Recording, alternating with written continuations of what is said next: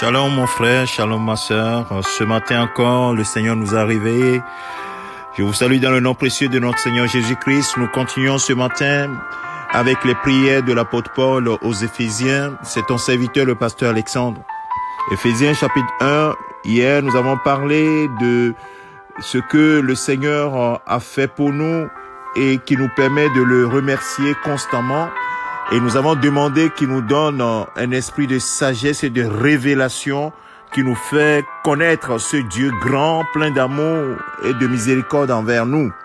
Et ce matin, nous allons nous attarder sur le verset 18 où la Bible nous dit, l'apôtre Paul prie pour les Éphésiens, prie Dieu pour les Éphésiens en disant « Je prie qu'il illumine les yeux de votre cœur pour que vous sachiez quelle est l'espérance qui s'attache à son appel?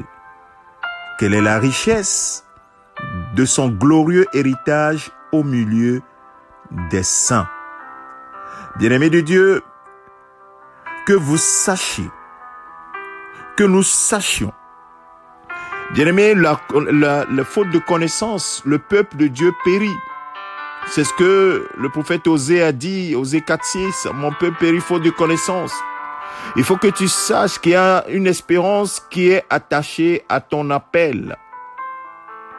Une espérance qui est attachée à ton appel. Et la Bible dit, l'apôtre Paul dit à Timothée que Jésus-Christ est notre espérance.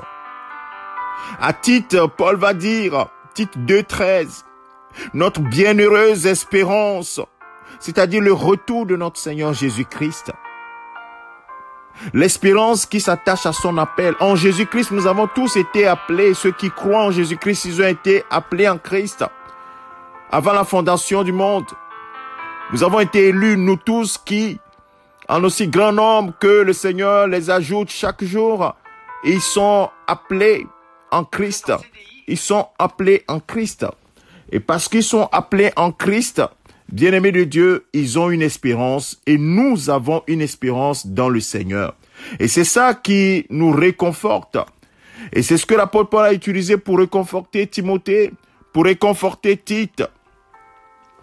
Et la Bible dit que cette espérance, nous l'avons comme une ancre qui est attachée à notre âme. Notre âme est attachée fortement à cette espérance. Dans Hébreux chapitre 6, verset 19, c'est cette espérance qui nous fait vivre chaque jour dans ce monde. Est-ce que tu as une espérance? Ou bien tu as perdu l'espérance? Nous sommes des étrangers, des passagers sur cette terre. Et notre espérance, c'est que Jésus-Christ revienne pour nous prendre, pour que là où il est, que nous soyons toujours avec lui. Il a dit à ses disciples, je vais vous préparer une place, afin que là où je suis, vous y soyez aussi. La deuxième partie de cette prière dit la gloire de son héritage qui réserve aux saints. Oui, son héritage a une gloire. Nous sommes héritiers du royaume. Nous triomphons du monde. La Bible nous dit, l'apôtre Jean dit, nous qui avons reçu Jésus, qui sommes nés de Dieu, nous triomphons du monde. C'est une gloire qui s'attache à l'héritage que nous avons en Christ.